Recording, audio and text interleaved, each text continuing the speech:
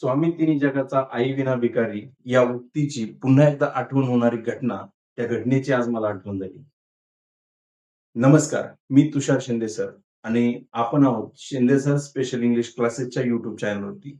मला सर्व प्रेक्षकांना आज या गोष्टीची पुन्हा आठवण करून द्यायची आहे, की आज जेव्हा मी मुलांना तपन मुखर्जी यांचं जे प्रकरण इयत्ता 10वीच्या सिलेबसमध्ये आहे इंग्लिशमध्ये 1.2 पहिल्या युनिटमध्ये दुसरा धडा आहे, an encounter of a special kind या प्रकरणाच्या क्लायमॅक्समध्ये जेव्हा मी स्टोरी शिकवत गेलो, तेव्हा त्या माकडाच्या पिल्लाला म्हणजे एक माकडी तिथं होती, तिचं पिल्लू होतं आणि त्या ग्रुपमध्ये असणारं एक मोठं माकड त्या पिल्लाला चावे घेत होतं आणि चावे घेऊन जणू काय त्याला मारून टाकणार होतं आणि त्या पिल्लाचा रेस्क्यू कोणी केला होता? तपन मुखर्जी यांनी केलेला होता.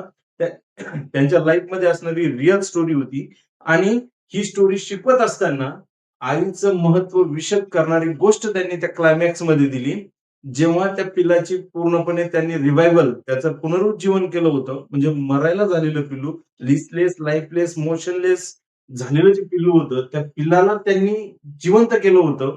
त्याच्यावरती प्रथमोपचार केलेला होता आणि ते माकडी त्या पिल्लाला पाहत होती. आपण इतर वेळी जर पाहिलं, तर माकडाच्या पिल्लाकडे आपण नुसतं बोट जरी केलं, तरी माकडी त्याच्यावरती धावून जाते. बरोबर?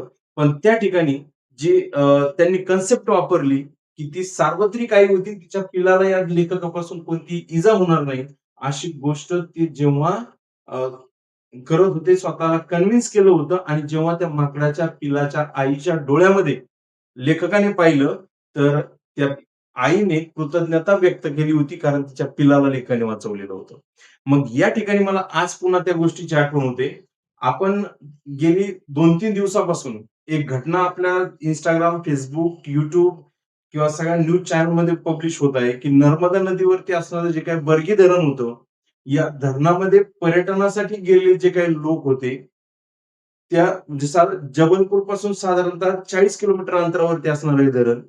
या धरणामध्ये पर्यटनासाठी गेलेल्या लोकांना त्यांची बोट उलटली, क्रूझ बोट जी पर्यटनासाठी वापरली जायची, जलपर्यटनासाठी. ती वादळामुळे उलटली आणि त्याच्यामध्ये एक मृतदेह सापडला होता. 9वा मृतदेह असं बातम्यांमध्ये आपण पाहिलंय. तर तो एका आईचा होता आणि तिच्या छातीशी कवटळलेलं तिचं मूल होतं. म्हणजे आपण आतापर्यंत ही कन्सेप्ट पाहिलेली आहे, की डोळे मिटून प्रेम करते ती प्रेयसी, डोळे मिटेपर्यंत प्रेम करते ती आई.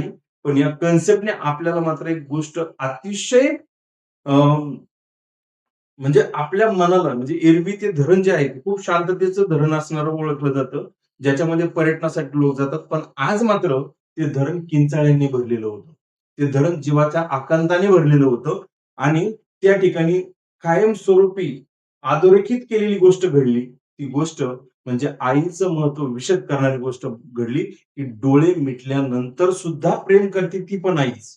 कारण त्याच्यामध्ये त्या मुलाचा आणि आईचा अंत झालेला होता. आईने ते मूल आपल्या छातीशी तसंच कवटाळलेलं होतं आणि मुलाने सुद्धा त्या आईला कवळ घातलेली होती. ही डोळ्यातून अश्रू आणणारी घटना आपल्या एकंदरीत आपल्या रिलेटिव्हमध्ये म्हणजे थोडक्यात रिलेटिव्हज आपण त्यांना समजा बिकॉज दे वर इंडियन. बरोबर? ते सगळे भारतीयच होते आणि वी आर इंडियन. आपण सुद्धा भारतीयच आहोत. बरोबर? तर त्याच्यामुळं आईचं महत्व हे त्या ठिकाणी विशद झालेलं आहे. मुलांनो, खरंच आहे किंवा प्रेक्षकांनाही खरं आहे, की स्वामी तिन्ही जगाचा आई विना भिकारी. बरोबर? माणूस हा आईशिवाय भिकारीच असतो. कारण आई तुम्हाला कितीही त्रास झाला, तरी शेवटी किंवा तुम्हाला हाणलं, मारलं, काही केलं, तरी शेवटी एकांतात रडणारी ही आईच असते. बरोबर? तर मुलांनो, जर हा व्हिडिओ तुम्हाला आवडला असेल, प्रेक्षकांनो, हा व्हिडिओ तुम्हाला आवडला असेल, तर आपल्या व्हिडिओला लाईक करा आणि हा व्हिडिओ जास्तीत जास्त मुलांपर्यंत शेअर करा. कारण आईचं महत्त्व हे प्रत्येकाला कळणं गरजेचंच आहे. ओके? तर आवडल्यास व्हिडिओला लाईक करा. धन्यवाद.